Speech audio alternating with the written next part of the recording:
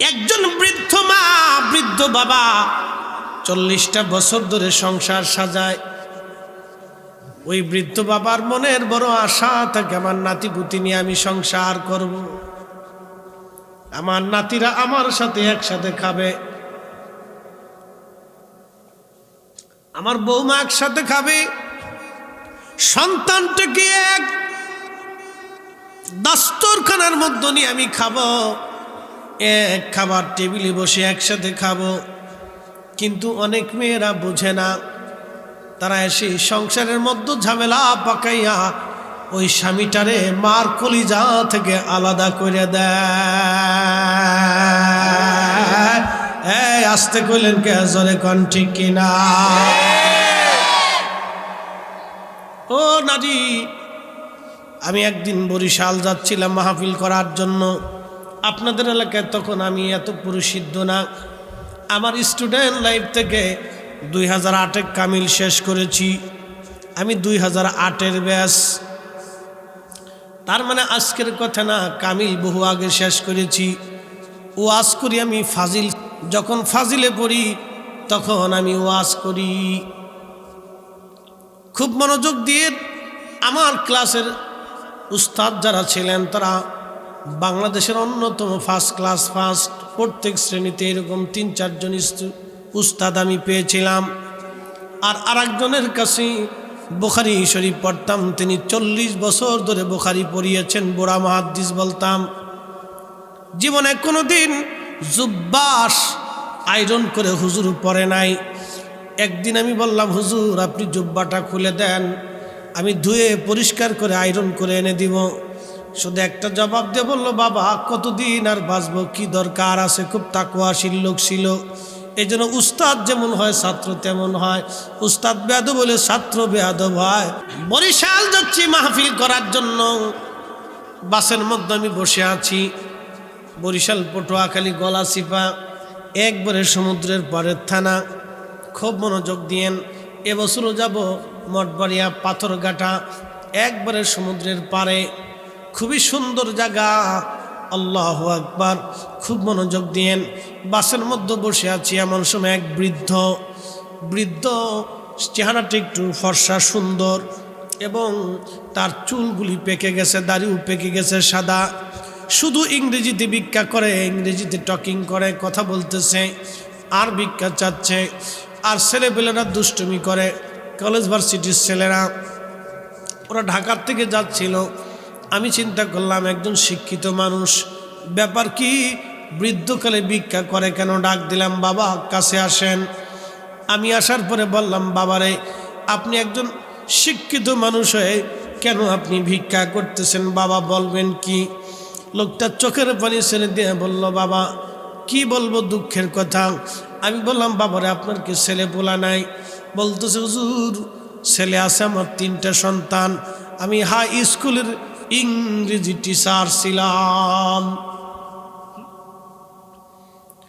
আমার অনেক ছাত্র শিক্ষিত হয়ে গেছে, এডুকেটেড পারসন, কিন্তু আফসোস আমার সন্তানদেরকে মানুষ বানাইতে পারি নাই। হুজুর আমার 3টা ছেলের আমি পেনশনের টাকা দিয়ে, আমার জীবনের রুজি দিয়ে তাদেরকে প্রতিষ্ঠিত করেছি, তাদেরকে স্টাবলিশ করেছি। ছেলেগুলি আজ তারা কেউ ব্যবসা করে, অবস্থাও তাদের ভালো। আমি বললাম, বাবারে তাহলে ভিক্ষা কেন করেন? বলতেছে, হুজুর বড় ছেলের বাড়ি থাকলে বৌমা আর ছেলে ঝগড়া করে। কিছুদিন পরে বড় ছেলেটা বলল, বাবারে মেজোর বাড়িতে যাও। মেজো ছেলের বাড়ি গেলাম, বৌমা ছেলের মধ্যে ঝগড়া হয়। মেজো ছেলেটাও বলল, বাবারে ছোটোর বাড়ি যাও। ছোট ছেলের বাড়ি গেলেও বৌমা ছেলের মধ্যে ঝগড়া হয়। ওই যে দেখবেন আমার দেশের কিছু মহিলারা আছে, একবারে নিকৃষ্ট শুয়োরের চাইতেও খারাপ। বলে, হুজুর আপনি কেন শুয়োরের সাথে তুলনা দিচ্ছেন? এই জন্য দিলাম, এই প্রাণীটার জন্ম হয়েছে অবৈধভাবে, এই প্রাণীটার জন্ম হয়ে সে ময়লা আবর্জনা খাওয়া শুরু করছে, এই জন্য শুয়োর আল্লাহ হারাম করে দিয়েছেন। এই প্রাণীর জন্মই হয়েছে পচা গলার মধ্যে, এবং জন্ম হওয়ার পরই সে পচা গলা খাওয়া শুরু করছে।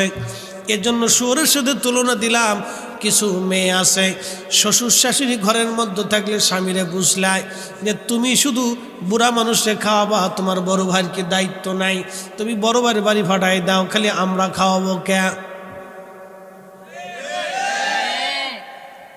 আমি না বুঝে কই না, বুঝে কইতেছি। এই জন্য এটার কিছু শুয়োরের সে তো খারাপ, এটা এক কথা কর না কেন? নিকৃষ্ট জীব। আল্লাহ রসুল এই অন্যায়কে কবর দেওয়ার জন্য রসুল দুনিয়াতে আসছে। আমাদেরও কাজ হচ্ছে এই সমস্ত অন্যায়গুলিকে মাটির সাথে দাফন করে দেওয়া, কবর দেওয়া। কি কথা কর না কেন? ঠিক কিনা? এগুলোর কবর দিয়ে দিতে হবে। এগুলো নীরব জুলুম, অন্যায় এগুলি।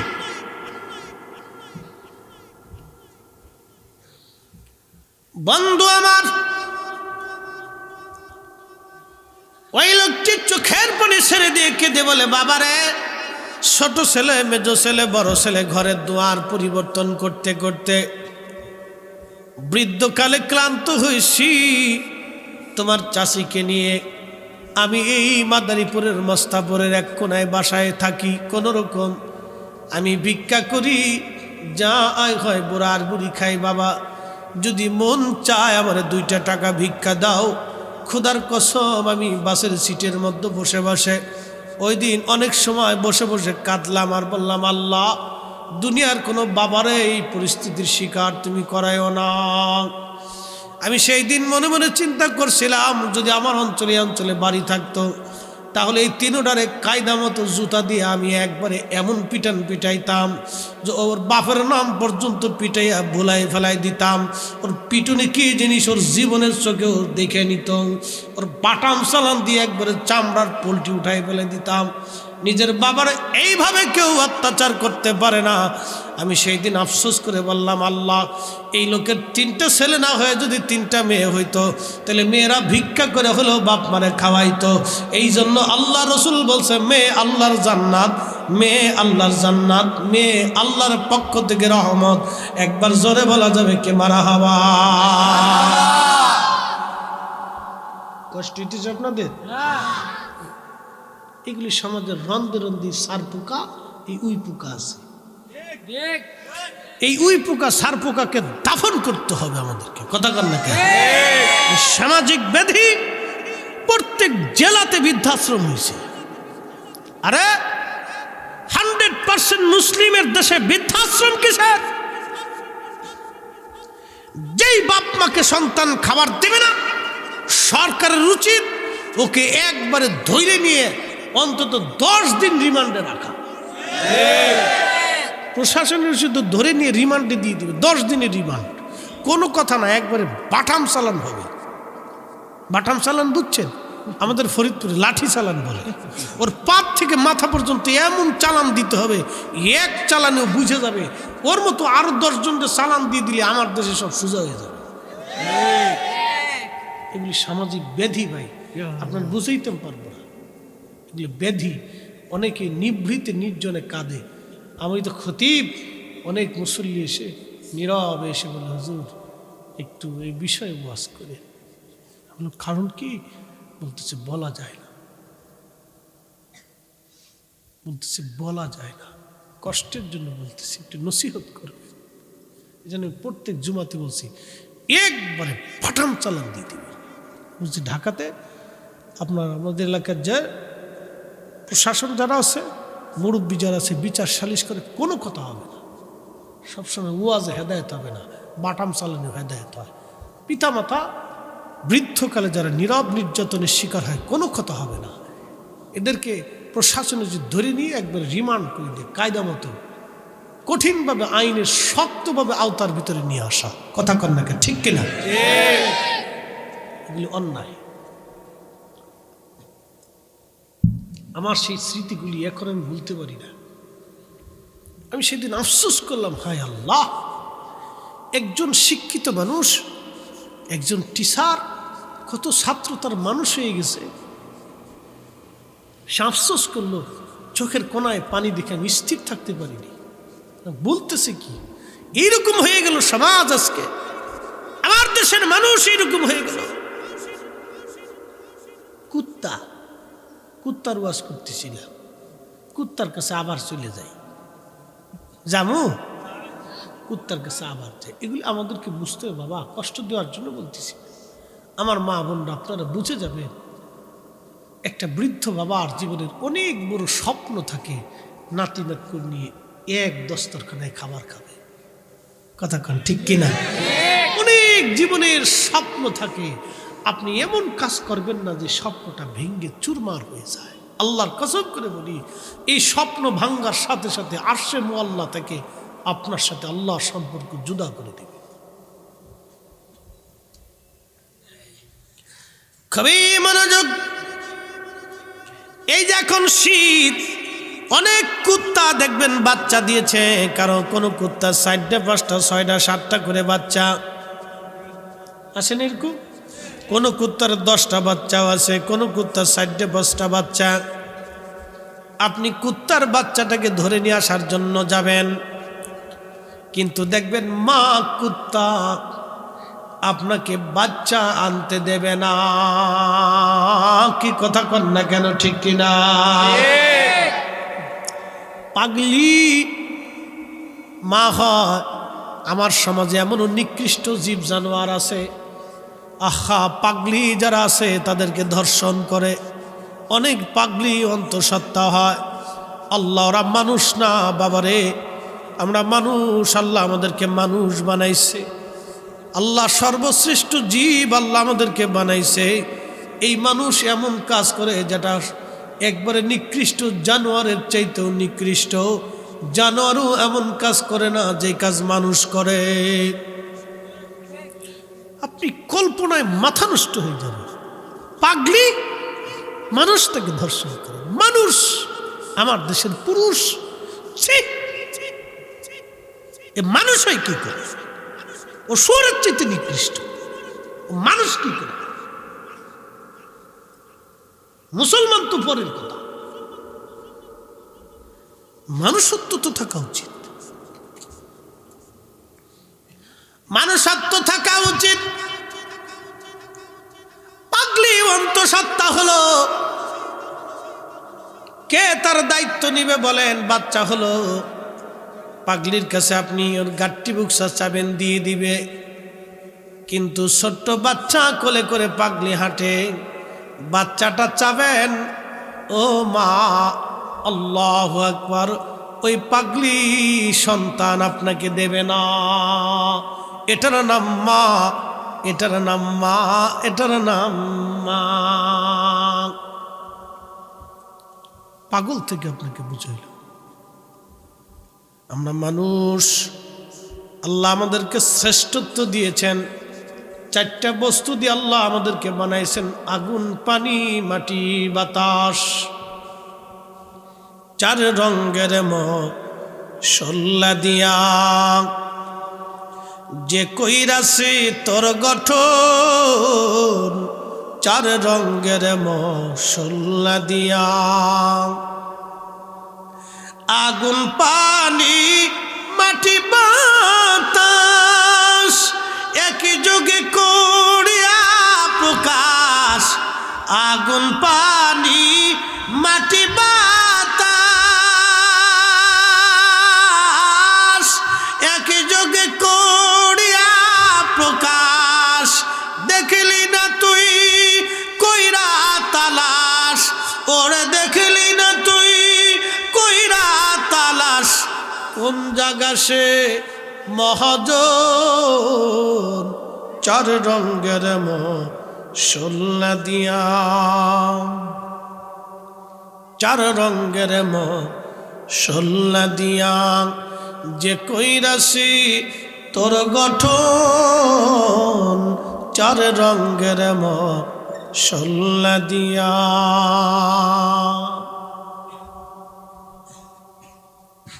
মানুষ আমরা, আমাদের দেশের মানুষ, পুরুষ, একটা পাগলকেও পর্যন্ত সে নিস্তার দেয় না। পুরুষ, ও বাবা, এরা মানুষ হতে পারে না, এরা শুয়োরের চাইতেও নিকৃষ্ট জীব। কি কথা কন না কেন, ঠিক কিনা? যেই মানুষগুলি পাগলিকে দর্শন করে সে মানুষ কি করে হয়? বাবারে, আমাদেরকে মানুষ হওয়া লাগবে, মানুষ।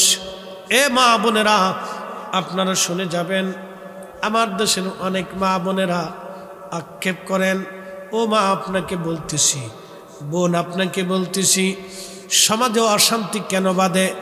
এই ওয়াজ আপনারা শুনে যাবেন। বলে হুজুর এটা কি ওয়াজের সাবজেক্ট? হ্যাঁ, আপনার জীবন পরিবর্তনের জন্য বলতেছি। আল্লাহর নবী ফাতেমাকে বিয়ে দিলেন। বিয়ে দেওয়ার সময় ফাতেমার আসবাবপত্র আল্লাহর নবী নিজে কিছু দিলেন, কারণ হযরত আলী দরিদ্র ছিলেন। ও আমার বাবা জিনা, শুনে যান, আপনারা মেয়েদেরকে বিবাহ দেন, আপনাদের দায়িত্ব হলো আপনার জামাইকে যথেষ্ট পরিমাণে হাদিয়া, উপঢৌকন, গিফট এইগুলি উপহার দেওয়া, এটা হলো আপনার দায়িত্ব। কিন্তু আমার দেশের অনেকেই বিবাহ করার সময় লেনা দেনা এইগুলি হাবিজাবি করতে যায়, যৌতুক চায়। আচ্ছা আপনারা বলেন, যারা যৌতুক চায় এরা মানুষ না অমানুষ? এরা কি আপনার ভদ্র না ইতর? ইতর ইতর। যারা যৌতুক চায় এদের সাথে আত্মীয়তা করা যাবে না, কারণ এত বড় ইতরের সাথে আত্মীয়তা করলে বুঝবেন আগামী দিনে আত্মীয়তা নষ্ট হয়ে যাবে। ইতর একবারে নিম্নতম ছোট লোক, ছি ছি ছি ছি, নিম্নতম ছোট লোক, একবারে নিম্নতম ছোট লোক। কষ্ট দিচ্ছে আপনাদের? আর একটু চলবে 10 মিনিট। হ্যাঁ না, 10 মিনিট পর একটু জিকির দিমু। জিকিরটা দিলে শরীরটা গরম হবে। কারণ হলো, শুনে যান, এই যে চা খাইতেছি এটা হলো দেহের খোরাক, আর জিকির যেটা দিব এটা হলো আত্মার খোরাক। কি কথা কন না কেন? হবে হবে ইনশাল্লাহ। একটু বসেন, রাত তো বেশি, সময় কম। ওই সাংবাদিক আজাদ বাড়ির কাছে ওরা গেল, বললাম টাইম নাই, মাহফিলটা সাইডে দিয়ে আসতে হবে। তারপর ওইটা একটু বুস্টুস দিয়ে আর খুজুরির কাছে দিয়ে বাউটাও দিয়ে এরপরে চলে আসলাম। কিন্তু আইসে এনে রাস্তায় লাগছে কেরিবেরি, নাহলে এতক্ষণ ওয়াজ আমার 1 ঘন্টা হয়ে যায়। যাক, অসুবিধা নাই, এটার নাম তাকদীর। ওয়ামা তাদরি নাফসুম মাযা তাকসিবু গাদা। আগামী সময় কপালে কি আছে আমাদের আমরা কেউ জানি না। কি কথা কর না কেন? আমার সারো আল্লাহর জিকির করো, পাইলেও পাইতে পারো খুদারি।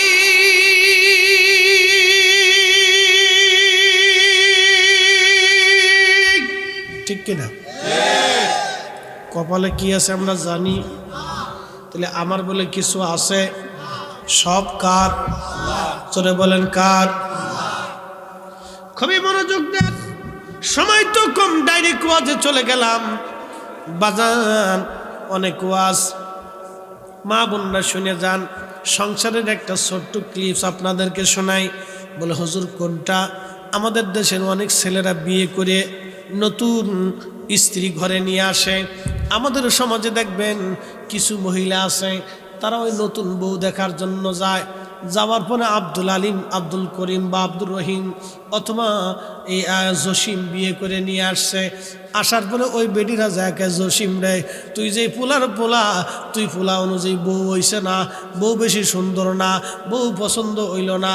এমন বেডিরা দেখবেন মেয়েদেরকে উত্ত্যক্ত করে, আর ছেলেদের মনের ভিতরে সন্দেহ ঢুকাই দেয়। এই বেডিরা হলো শয়তানের খালা। শয়তানের খালা না? হ্যাঁ, অশান্তি বাদে দেওয়ার লেগেছে, এটা শয়তান, এটা সকল করবে নি। ক্লিক বাস, কি বাস? আপনি বিয়ে করে আনছেন নতুন বউ, একটা মেয়ে নতুন সংসারে আসছে, নতুন ফ্যামিলিতে, তাকে কিছু সময় লাগবে, অন্তত 1 থেকে 6 মাস লাগবে মেসিং করতে। কারণ আপনি যখন আমার দাওয়াত করে আপনার বাড়িতে আসবো, তখন দেখবেন আমার কাছে যতই আপনি আমার মহব্বত করেন, কিন্তু আনইজি ফিল লাগে।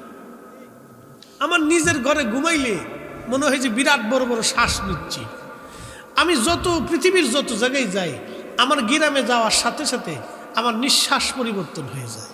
আমার কাছে মজা লাগে, শান্তি লাগে, কারণ ওখানে থাকতে থাকতে থাকতে থাকতে আমি অভ্যস্ত। একটা নতুন জায়গায় মেয়েটা আসলো, আপনার কাজ কি? আমার দেশের অনেক শাশুড়িরা বুঝে না, তারাও অনেক সময় দুর্ব্যবহার করে বসে। তার উচিত হলো তাকে, এই মেয়েটাকে নিজের সন্তানের মতো ভেবে তার সংসারের জিনিসপত্র তাকে খুঁটিনুটি আস্তে আস্তে বুঝাই দেওয়া। তাড়াহুড়া করা যাবে না, তাকে দিয়ে কাজের প্রেশার দেওয়া যাবে না, তাকে দিয়ে বিভিন্ন জটিল কঠিন কাজের কোনো প্রেশার দেওয়া যাবে না। তার সাথে নম্র ভদ্র সুন্দর কথা বলতে হবে। সংসারের যাবতীয় জিনিস তার সাথে ফ্রি হইতে হবে। তার সাথে কথাবার্তা বলে উঠা বসা দিয়ে, লেনদেন দিয়ে, ভালোবাসা দিয়ে সুসম্পর্ক করতে হবে। এটার নাম হচ্ছে সংসার। আমার দেশের কত সকলখোর বেরিয়ে আছে। ধরেন মেয়েটা অসুস্থ হয়ে পড়ছে, এক জায়গা থেকে আরেক জায়গায় আসলে অসুস্থতা আসতে পারে, তখন ওই আমার দেশের কিছু পান খাওয়া বেরিয়ে আছে, এই খালি গ্রাম বইরে পান খায় আর খালি গ্রাম বইরে ওই নেটা বাঁধায় বেড়ায়। এটার নাম ক্লিকবাজ বেডি, শয়তানের খালা। আছে না এরকম? এই শয়তানের খালা করে কি, এই পাশ থেকে ওই পাড়া, ওই পাড়া থেকে ওই পাড়া যাইয়া জসিমের বাড়ি গেছে, যায় দেখে জসিমের মা রান্না করতেছে। মাটা খুব ভদ্র। এখন ওই বেডি কয়, জসিমের মা কি করো? রান্না করতেছি। তোমার বউ কো? জসিমে না বিয়ে করছে? কহ করছে। তো বউ কো? একটু অসুস্থ, একটু বিছনায় শুয়ে রয়েছে। বেডি মেয়েটা অসুস্থ, শাশুড়ি কিন্তু খুব ভালো, মেয়েটা অসুস্থ, একটু বিশ্রাম করছে। তো আমি বলছি, বৌমা তুমি বিশ্রাম করো, আমি একটু রান্না বান্না সেরে দিতেছি, তোমার সাহায্য করতেছি। কও কি? দেখেন বেডি শয়তান করতে পারো। কও কি? জসিম বিয়ে করে আনছো, তুমি রান্না করে খাওয়ার লাগে?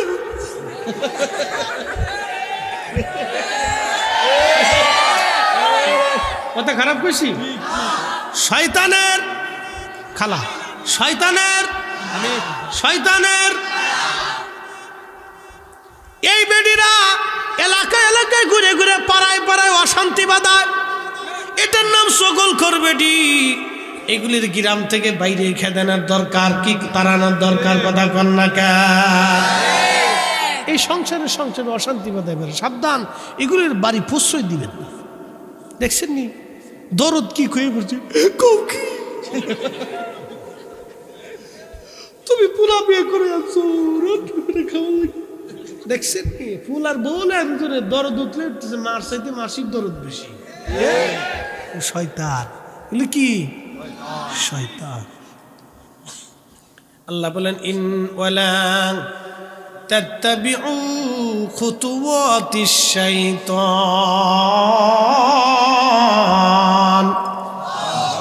তোমরা শয়তানের অনুসরণ করিও না। ইন্নাহু লাকুম আদুউম মুবিন, এটা তোমাদের প্রকাশ্য দুশমন। এই জন্য আপনারা বিয়ে করে আনেন অথবা ছেলে মেয়েদেরকে বিয়ে দেন, অন্তত 6 মাস পর্যন্ত ফ্যামিলির ভিতরে ম্যাচিং হতে সময় দিবেন। আমি আমার মাদেরকে বলে যাব, যারা শাশুড়ি হবেন, যারা শ্বশুর হবেন, শুনে রাখবেন এই মেয়েটা কারো মেয়ে ছিল, কারো আদরের কন্যা। আমি যেমন আমার মেয়েদেরকে অত্যন্ত বেশি পরিমাণে মহাব্বত করি, আমার মেয়েরা আমাদেরকে মহাব্বত করে। প্রত্যেক সন্তানই বাবা মাকে মহাব্বত করে, ভাই বোনের সম্পর্ক থাকে, আত্মীয় স্বজনদের মধ্যে সে থাকে। অন্তত 20টা বছর একটা ফ্যামিলির মধ্যে কাটাইছে, এখন নতুন করে আপনার ফ্যামিলিতে আসার পরে ম্যাচিং হওয়ার জন্য অন্তত 6 মাস পর্যন্ত আপনি তাকে সময় দিতে হবে। তার আগে যদি উৎপাত শুরু করে দেন, তখন এই সারাসারি কারাকারি মারামারি লাথালাতি কিলেকিলি ফাটাফাটি মামলা হামলা কোর্ট কাছারি শুরু হয়ে যায়। এগুলি করবেন না, শয়তান কিন্তু চায় তালাক হয়ে যাক। আল্লাহর নবী বলেন, উম্মত মাত্র কিয়ামতের মধ্যে আলামতের একটা আলামত হলো কিয়ামতের পূর্ব সময় তালাকের সংখ্যা বেড়ে যাবে। আপনি আদালতে চলে যান, হবিগঞ্জের আদালতে, মৌলভীবাজারের আদালতে যায় দেখবেন খালি নারী নির্যাতনের মামলা আর শুধু তালাক সংক্রান্ত মামলা, হাজার হাজার মামলা। এই মামলা থেকে হুজুর, আলেম, জালেম, ইমাম, মুসল্লি একবারে চোর বাটপার, ইহুদি, খ্রিস্টান, হিন্দু, বৌদ্ধ কেউ বাদ যায় নাই, সব এই মামলার আসামি হয়ে গেছে। কারণ কি, এইগুলি আমাদের সমাজ অনেকই ছেলেপেলেরা বুঝে না। এগুলি আমাদের ওয়াজের পাঠ করা উচিত, এগুলি পাঠ করা উচিত, বুঝতে পারছেন? এই আমাদের এগুলি বুঝতে হবে। আল্লাহ রসুল ফাতেমার জন্য, মেয়েদের জন্য কাজের মেয়ে নির্বাচন করে দিতেন যাতে কষ্ট না হয়, বুঝতে পারছেন? এগুলি আমাদের ওয়াজের একটা পাঠ। আল্লাহ আমাদেরকে বুঝার তৌফিক দিয়ে সকলে বলে না আমিন। খালি একঘমি বৌমাদেরকে দোষ দিলে হবে না। আমাদের সামাজিকতা, পারিপার্শ্বিকতা, আশেপাশের কিছু দুষ্ট মানুষের জন্য সংসারে অশান্তি সৃষ্টি হয়।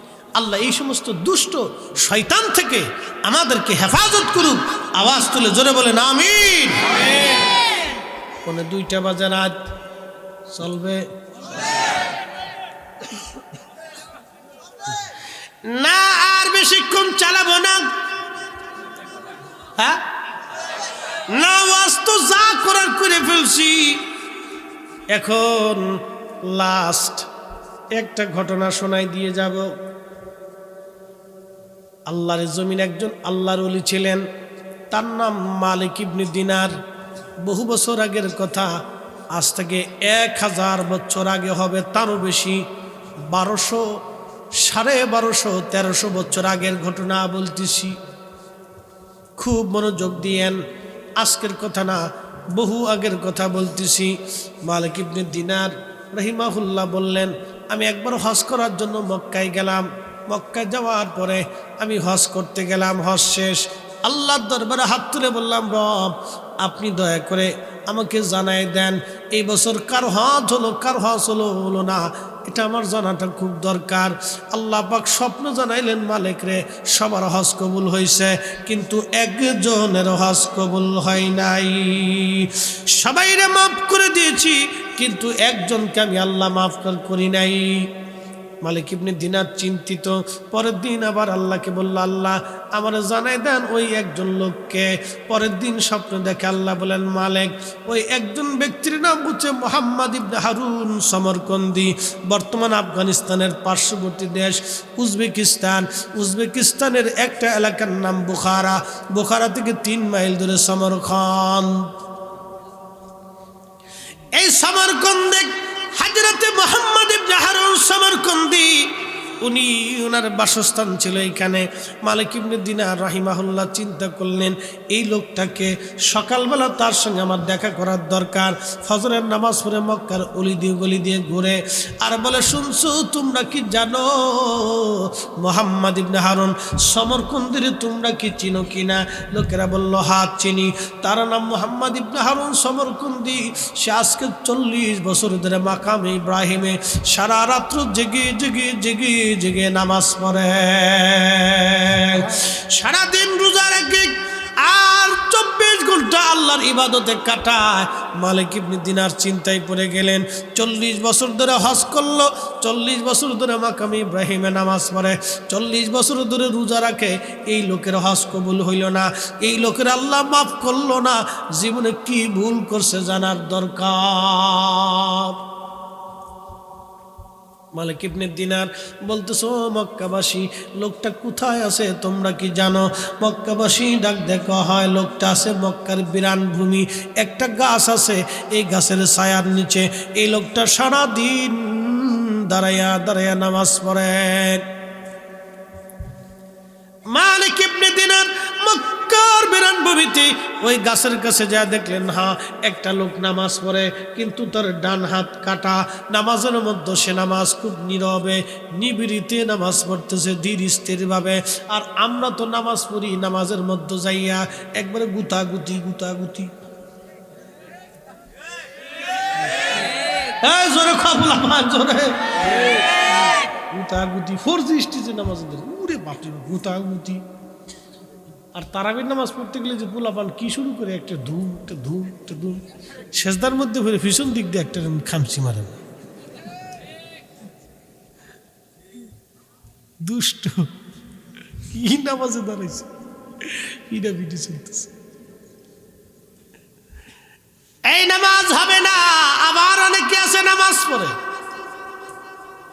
আলহামদুলিল্লাহি রাব্বিল আলামিন, ইমাম সাহেব সূরা ধরছে আলহামদুলিল্লাহি রাব্বিল আলামিন আর রহমানির রহিম মালিক ইয়াউমিদ্দিন। হাতে মনে মনে চিন্তা করে আল্লাহ জুতা নিচতলায় রাখছিলাম, আমি 3 তলায় জুতা আছে না গেছে আল্লাহ জানে। এরকম নামাজ আছে না? মসজিদে জুতা চোর। যে দেশে মসজিদে জুতা চুরি হয় সে দেশে আপনার মেয়ে, আপনার বোন, আপনার আত্মীয়, আপনার স্ত্রীকে বেপর্দা করে রাস্তায় ছেড়ে দিবেন, নিরাপত্তার চিন্তা করা যাবে না। কথা কন না, ঠিক কিনা? মসজিদে জুতা চুরি হয়, মাহফিলেও জুতা চুরি হয়। আমার মনে আছে আমি তখন ওয়াজ করিয়ে 30 টাকা পাইতাম, আজকের কথা না। 500 টাকা পেলে বিরাট খুশি হইতাম। উরে বাপরে বাপ, 500 টাকা! কত বছর আগে? তখন 2006-05। এখন কত চলে? 24। তাহলে কত বছর হইল? 18 বছর আগে ওয়াজ করে 30 টাকা পাইছি। আবার অনেকেই কইছে হুজুর জান গে, পরে দেখা করবানি। আর দেখা হয়েছে না, দিয়ে বিদায় করে দিচ্ছে। আমার মনে আছে আমার ফরিদপুরের রাজবাড়ি একজন ওয়াজে নিত, নিয়ে টাকা অর্ধেক পকেটে থুয়ে দিত, আর আমাকে দিয়ে বলছে হুজুর জান গে। পরে দেখি বেটা ল্যাংড়া হয়ে গেছে আমাকে।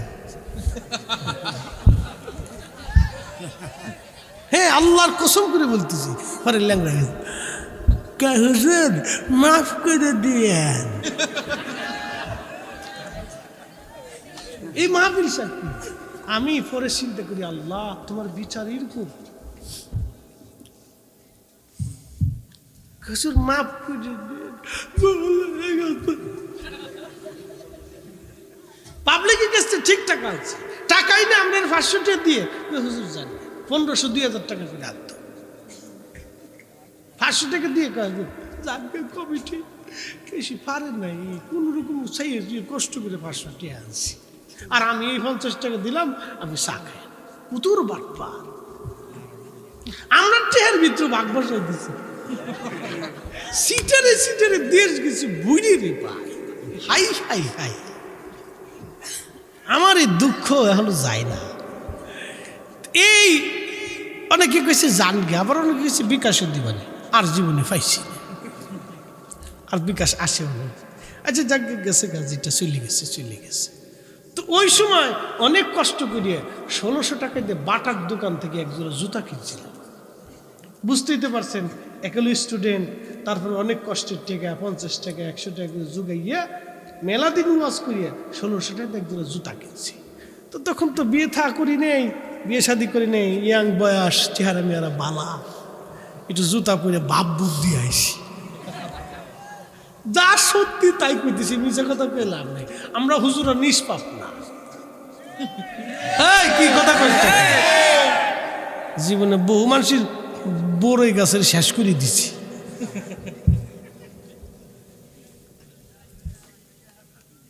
তো যাই হোক, এই বাপ বুক দিয়ে স্টেজ আইসা ওয়াজ নসিহত করিয়ে নাইমে দেখি আমার জুতাই নাই। এই যে কইলাম মাইকটা ধরে তোকে আল্লাহর দোহাই লাগে আমার জুতা জোড়া দিয়ে যা। আল্লাহর কসম আর জুতা তো দিলই না। পরে এক বছর লিখা হুজুর আমারও এক জোড়া সিরা প্লাস্টিকের স্যান্ডেল আছে, নিয়ে চলে যায়। দেন খালি পায়ে যাওয়ার চাইতে সিরাটা নিয়ে যায়। এরপরে তো কানে ধরে তওবা করছি, জীবনে আর দামি জুতা পরে মাহফিলে যাইতাম না। পরে আমি 80 টাকা 100 টাকা 120 টাকার জুতা পরে আসতাম। আমি যে আজকে যে জুতা পরেছি এটার দামও মাত্র 750 টাকা। হ্যাঁ, 900 টাকা দেখিয়েছি। এটা তা পাত থেকে খুলি না, যদি চলে নিয়ে যায়। শীতের দিন বিরাট বিপদে পারবো। আমি জীবনে হুজুর সবাই চিন্তা করে হুজুরের গাড়িওয়ালা, দামি গাড়ি, পোশাক বলা, চেহারা বলা, জুতা কালাকে। আজকে হাকিকত বলে দিয়ে গেলাম, এই চোরে কাম করে আমার জীবনে তোর এক শিক্ষা দিয়ে দিছে। মা বিলেও জুতা চুরি, আহা কপাল মন্দ, চোখ থাকতে অন্ধ। বিরাট বড় বিপদে আছি আমরা। কানেও আর শোনাবো, কষ্ট হইতেছে আপনাদের? একসাথে জোরে বলেন তো আল্লাহু আকবার।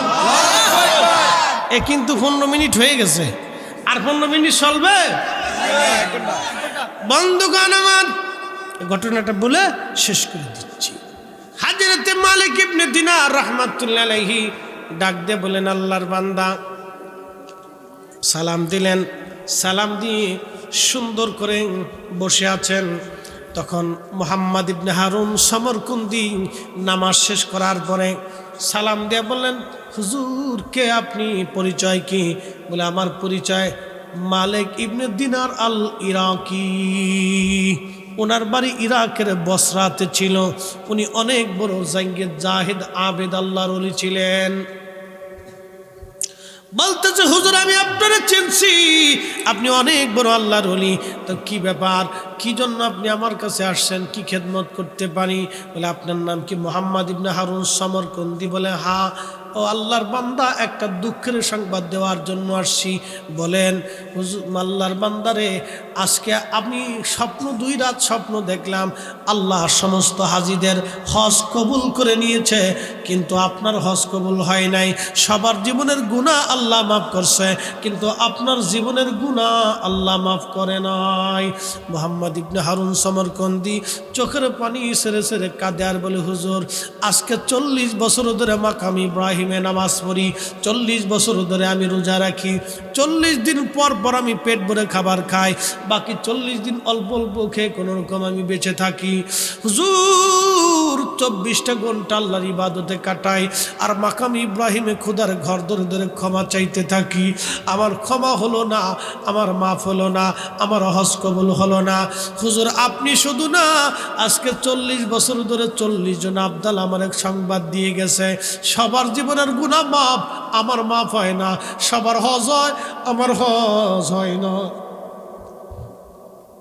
মালিক ইবনে দিনার বলে, আল্লাহর বান্দা তুমি জীবনে কি ভুল করছো তাই তুমি বলো। আল্লাহর বান্দা ডাক দিয়ে বলতেছে, হুজুর আমার জীবনের একটা ভুল মনে হয় আমার এই পর্যন্ত নিয়ে আসছে। বলে, কি ভুল তুমি বলো। বলতেছে, হুজুর আমার জীবনের ভুল হলো, আমি মদ পাইছিলাম, নেশাগ্রস্ত ছিলাম, আমি নেশা করতাম। শাবানের শেষ রাত, এখন রজব মাস চলে, আগামী মাস হলো শাবান, শাবানের পরে রমজান, রমজানের সুঘ্রাণ আমাদের নাকে লাগতেছে, রমজান এসে যাচ্ছে। আল্লাহ আমাদেরকে কবুল করুক, সকলে বলেন আমিন।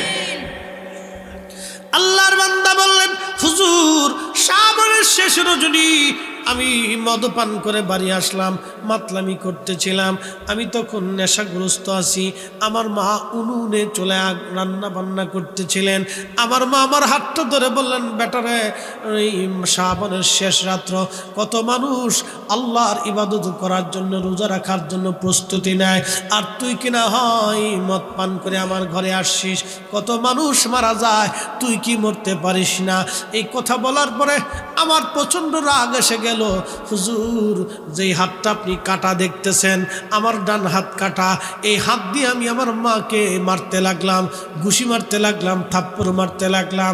আমার জননী মা আমাকে আরো বকাঝকা করার পরে আমি মাকে জাপটে ধরে নিয়ে আমি উনুনে চুলার আগুনের মধ্যে মারে ফেলে দিলাম। হুজুর আমার স্ত্রী আমাকে ধাক্কায় ধাক্কায় ঘরের মধ্যে নিয়ে গেল, আমার ঘরের মধ্যে নিয়ে আমার দরজা লাগাই দিল। সকালবেলা নেশার ঘোর কেটে গেল।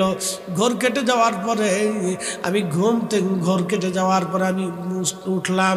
ঘুম থেকে উঠার পরে স্ত্রীকে বললাম, বিবি রে আমার ঘরের দরজার তালা কেন? স্ত্রী কর্কশ ভাষায় বলল, স্বামীরে আমার, আপনার সঙ্গে আর আমি সংসার করব না, আপনার সাথে আমি আর সংসার করব না।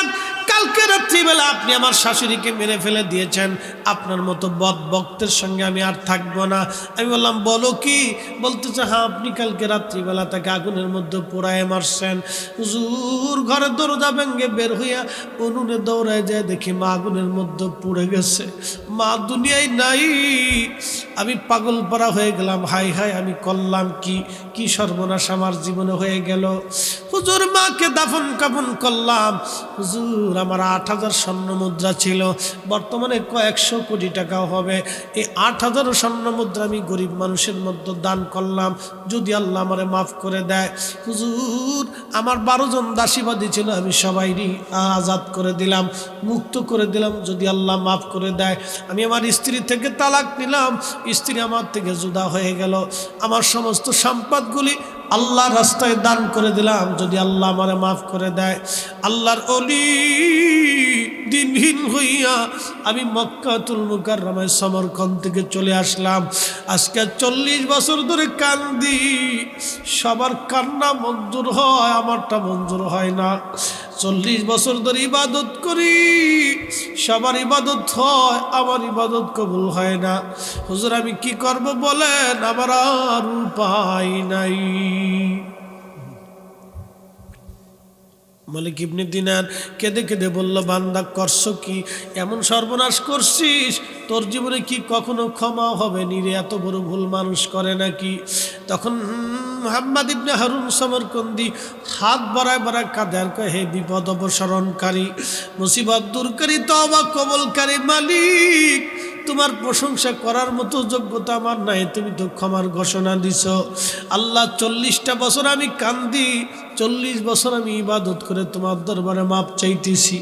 আল্লাহ তোমার বান্দারা যদি তোমার দরজা থেকে, রহমতের দরজা থেকে ফিরাও, আমি কোন জায়গায় যাব? এইভাবে বিনয়ে বিনয়ে বিনয়ে বিনয়ে মুহাম্মদ ইবনে হারুন সমরকন্দি চোখের পানি ফেলে ফেলে কাঁদতে লাগলো।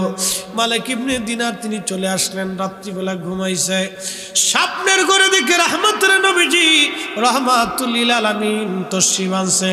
ডাক দেখা, মালিক ইবনে দিনার, তোমার কে আল্লাহর রহমত এবং মাগফিরাত থেকে বান্দাকে জুদা করতে হুকুম দিছে? তুমি কেমনে বললা আল্লাহ তারে মাফ করবে না? তুমি তাড়াতাড়ি যাও, তুমি সমরকন্দের যা সুসংবাদ দাও, আল্লাহ সমরকন্দের জীবনের গুনাহ মাফ করে দিছে।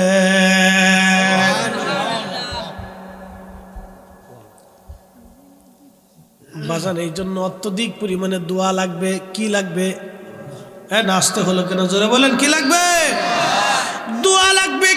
আজকে ওরা কারা আমাদের দোয়া কেড়ে নিতে চায়? আজকে ওরা কারা দোয়া বন্ধ করতে চায়? আল্লাহ ওদের থেকে আমাদের দ্বীন ও মিল্লাতকে হেফাজত করুক। সকলে আওয়াজ তুলে জোরে বলেন আমিন। আল্লাহ নবী বললেন, ও মুহাম্মদ ইবনে হারুনকে যায় বলো আল্লাহ তার জীবনের গুনাহ মাফ করে দিয়েছে। আল্লাহ নবী তারে স্বপ্ন দেখাইলেন মালিক ইবনে দিনারকে। আল্লাহ নবী আরো ডাক দিয়ে বলেন, তবে শুনে রাখো মালিক ইবনে দিনার, মুহাম্মদ ইবনে হারুন রাজা বলবা আল্লাহ তারে মাফ করছে বটে, কিয়ামতের আদালত বসবে। অ্যাটেনশন, ওয়াজ আমার শেষ, এখনই দোয়া হয়ে যাবে। কিয়ামতের আদালত বসবে, মালিক ইবনে দিনার, কিয়ামতের আদালত বসবে। মুহাম্মদ ইবনে হারুন সমরকন্দির মা থাকবে বাদী, সমরকন্দি থাকবে আসামি। আল্লাহ আদালত বসবে, আল্লাহ বিচার শুরু করবে। বিচার করার পরে আল্লাহ বিচারের রায়টা মায়ের পক্ষে দিবে, সন্তানের বিরুদ্ধে রায় হবে। আল্লাহ তার মাফ করছে বটে, কিন্তু কিয়ামতের আদালত বসার পরে আমার আল্লাহ মুহাম্মদ ইবনে হারুন সমরকন্দিরে 3 দিন সমান দুনিয়ার 72 ঘন্টা আল্লাহ তারে জাহান্নামের আগুনের মধ্যে পোড়াইয়া পোড়াইয়া কঠিন কঠিন শাস্তি আল্লাহ তারে দিতে থাকবে। 3 দিন পরে মার মনে মায়া লাগবে, আল্লাহকে মা ডাক দিয়ে বলবে, রব আমার সন্তানরা আমি মাফ করে দিয়েছি। মায়ের দোয়ার কারণে সমরকন্দিরে আল্লাহ জাহান্নাম থেকে উঠাই নিয়ে আসবে, কিন্তু মায়ের সাথে নাফরমানির জন্য সন্তানকে শাস্তি পেতেই হবে। অতএব আপনাদেরকে বলে দিয়ে যাই, যতই ইবাদত গুজার বান্দা হন, বাবা মার খেদমত না করলে জান্নাত নসিব হবে না, হবে না, হবে না, হবে না। কি কথা কন না কেন, ঠিক কিনা?